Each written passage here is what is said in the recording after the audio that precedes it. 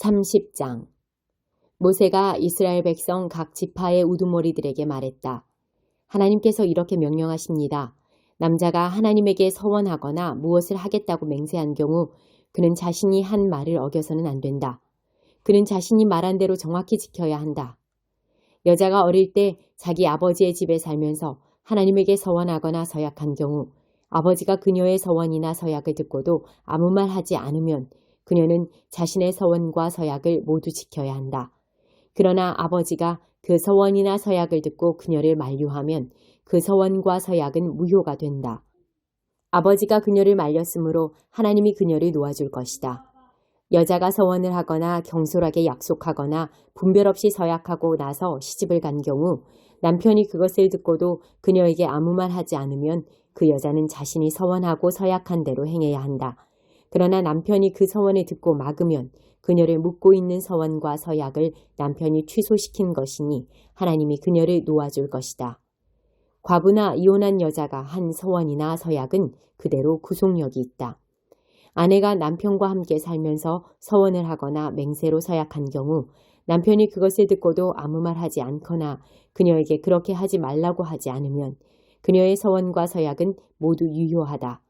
그러나 남편이 그녀의 서원과 서약을 듣고 즉시 그것을 취소시키면 그 서원과 서약은 구속력이 없다. 남편이 취소시킨 것이니 하나님이 그녀를 놓아줄 것이다. 아내가 한 서원과 서약이 그녀에게 해를 입힐 가능성이 있는 경우 남편은 그녀의 서원과 서약을 지지할 수도 있고 취소시킬 수도 있다. 그러나 남편이 잠잠하고 그 다음 날에도 거론하지 않으면 그는 아내의 서원과 서약을 승인한 것이다. 그녀는 자신의 서원과 서약을 다 지켜야 한다. 남편이 그녀의 말을 듣고도 아무 말을 하지 않았으므로 아내는 자신의 서원과 서약에 매이게 된 것이다. 그러나 남편이 그녀의 말을 듣고 얼마 지나서야 취소시키면 그가 아내의 죄를 떠맡아야 한다. 이것은 남편과 아내 사이, 아버지와 아버지 집에 사는 어린 딸 사이의 처리법에 관해 하나님께서 모세에게 내리신 규례다. 31장. 하나님께서 모세에게 말씀하셨다. 미디안 사람에게 이스라엘 백성의 원수를 갚아라. 그런 다음에 너는 내 조상에게 돌아가게 될 것이다. 모세가 백성에게 말했다. 미디안과 싸워 미디안에 대한 하나님의 원수를 갚을 사람들을 이스라엘 각 지파에서 1000명씩 모집하여 전쟁에 내보내십시오. 그리하여 이스라엘 각 지파에서 1000명씩 모두 12,000명을 모집하여 전투부대를 편성했다. 모세는 각 지파에서 1000명씩을 전쟁에 내보냈다. 엘르아살의 아들 비느하스도 제사장 신분으로 입대하여 거룩한 기구와 신호용 나팔을 맡았다. 그들은 하나님께서 모세에게 명령하신 대로 미디안을 공격하여 최후의 한 사람까지 다 죽였다. 죽은 자들 중에는 에위, 네겜, 수루, 후르, 레바 등 미디안의 5 왕도 있었다. 그들은 부올의 아들 발람도 칼로 베어 죽였다.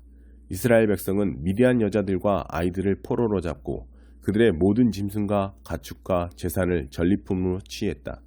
그들은 미디안 사람이 살던 모든 성읍과 막사를 잿더미로 만들고 모든 물자와 사람과 짐승을 닥치는 대로 노획했다. 그들은 포로와 노획물과 전리품을 끌고 요단, 여리고와 모압 평야에 진을 치고 있던 모세와 제사장 엘르아살과 이스라엘 공동체로 돌아왔다. 모세와 제사장 엘르아살과 회중의 모든 지도자가 부대를 맞으러 진 밖으로 나갔다. 모세는 전장에서 돌아오는 군 지휘관인 천부장과 백부장들에게 화를 냈다. 이게 무슨 짓이오? 이 여자들을 살려두다니. 저들은 부올 사건 때 발람의 지시에 따라 이스라엘 백성을 꿰어 하나님으로부터 멀어지게 하고 전염병을 촉발시켜 하나님의 백성을 치게 한 장본인들이요. 그러니 그대들은 일을 마무리하시오. 사내 아이들은 모두 죽이고 남자와 잠자리를 같이 한 여자들도 모두 죽이시오. 그들보다 어린 처녀들은 그대들을 위해 살려두어도 좋소. 이제 그대들은 이렇게 하시오. 진 밖에 장막을 치시오. 사람을 죽였거나 죽음을 만진 사람은 모두 7일 동안 진 밖에 머물러야 합니다. 3일째 되는 날과 7일째 되는 날에 그대들과 그대들이 잡아온 포로들을 정결하게 하시오. 모든 옷가지와 기구를 정결하게 하시오. 가죽으로 만든 것이든 염소털로 짠 것이든 나무로 만든 것이든 모두 정결하게 하시오. 제사장 엘르아살이 전쟁에서 싸운 군사들에게 말했다. 이것은 하나님께서 모세에게 계시로 주신 규정입니다.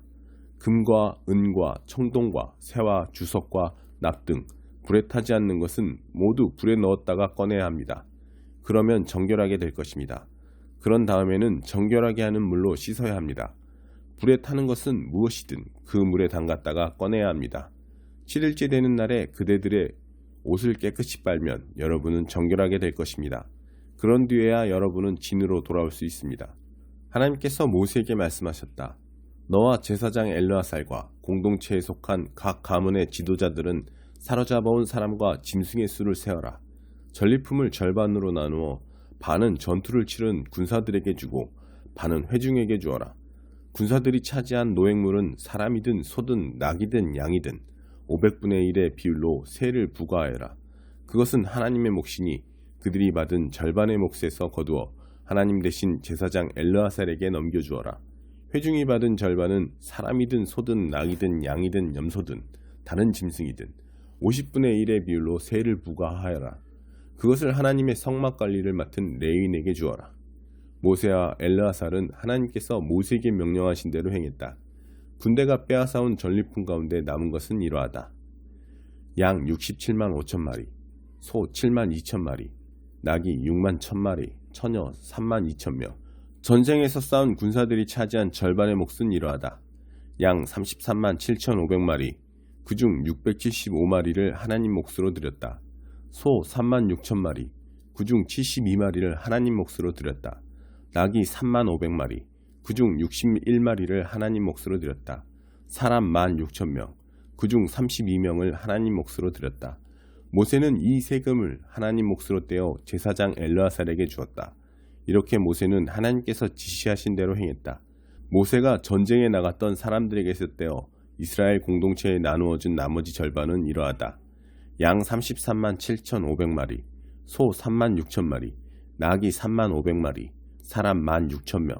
모세는 하나님께서 지시하신 대로 이스라엘 백성에게 돌아간 절반에서 사람이든 짐승이든 50분의 1을 떼어 하나님의 성막 관리를 맡은 레위인에게 주었다. 군 지휘관인 천부장과 백부장들이 모세에게 와서 말했다. 우리가 우리 수하의 군사들을 세어보았는데 한 사람도 잃어버리지 않았습니다. 그래서 우리가 하나님께 드릴 예물을 가져왔습니다. 하나님 앞에서 우리의 삶을 속죄하려고 우리가 얻은 금폐물인 팔장식, 팔찌, 반지, 귀걸이, 장신구를 가져왔습니다. 모세와 제사장 엘르아살은 그들에게서 정교하게 세공된 온갖 금폐물을 받았다.